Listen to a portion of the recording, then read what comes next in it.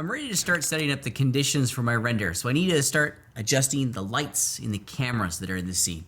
We're real lucky that the Unreal project template that we started at the beginning of this project has already inserted a cinema camera and a wonderful light that we can use to help start sculpting our environment and produce the conditions that are going to be rendered. Let me show you the details of what it is that I'm talking about here.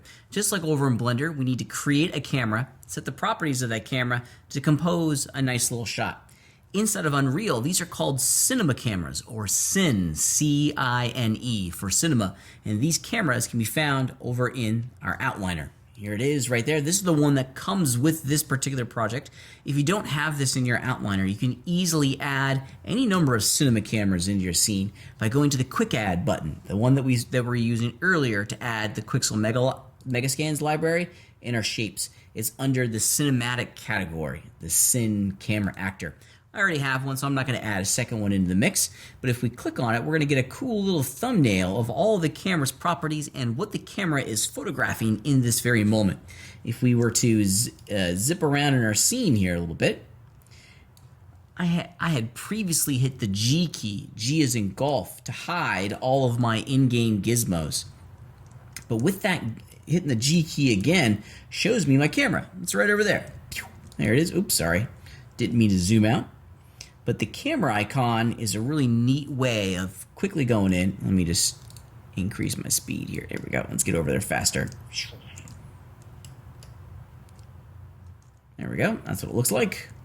Hit the F key. It's focusing outwards. I apologize. There we go. That's what the camera looks like.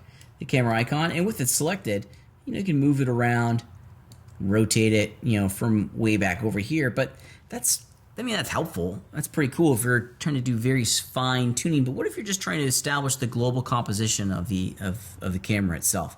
I'd like to be able to jump into the viewfinder of the camera and really see through the lens of the camera that I got selected. Well, luckily for us, we can do that in the perspective view pull down list in the upper left hand corner of the scene. Check it out. If we go into this area where it says perspective, down in the middle part of that menu, under the placed cameras section, I have Cine Camera Actor. That's the name of the camera that's in my scene. And now I'm looking through the viewfinder of that camera, and I can see exactly what it's seen, which is pretty cool.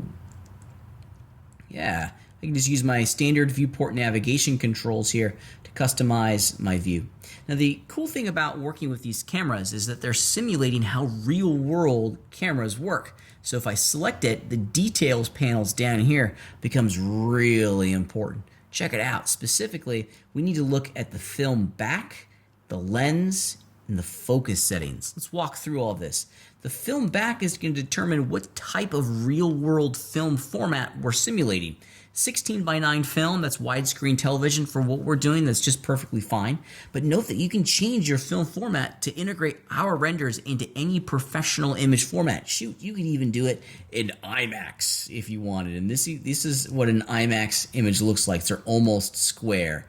Of course, they're the size of a building, but larger point being is that we can change it to match whatever video file that we're rendering into. 16:9 film is perfect for all things that we're doing in this class. Okay.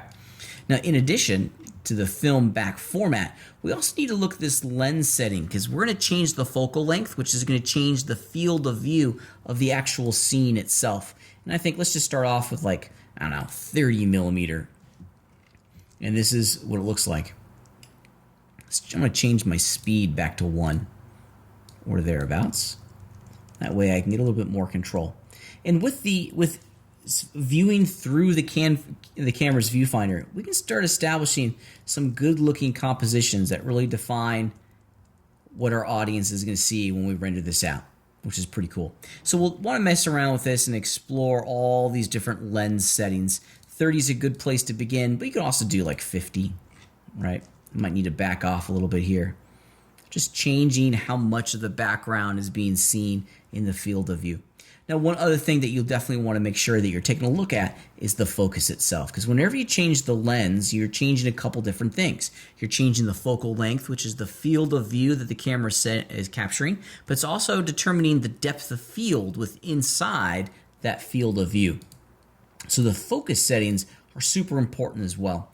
The easiest way to change what you're focusing is under the manual focus distance. And simply just grabbing the little eyedropper. I'm going to click on the eyedropper. I'm going to click on the face of my character. And it's going to fire out a three-dimensional ray into the scene. Where it hits is where the camera is going to focus inside the three-dimensional scene. So I've guaranteed that the face of my object is in focus, which is pretty cool. You can also go in and change the f-stop, the aperture, to give you a more blurry or less blurry background.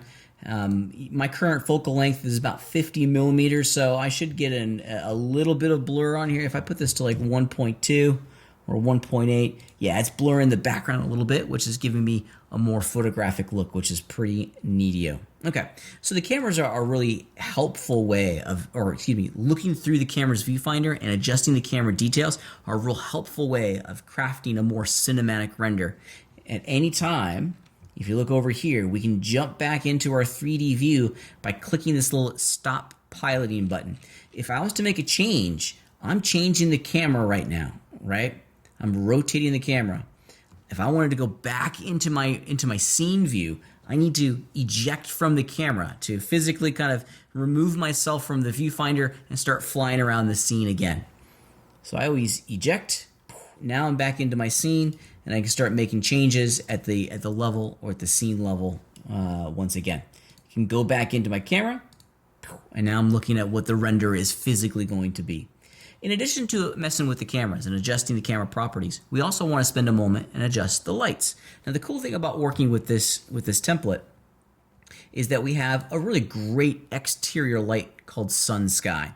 Now, this is a directional light that's influencing both the background and the illumination of our objects.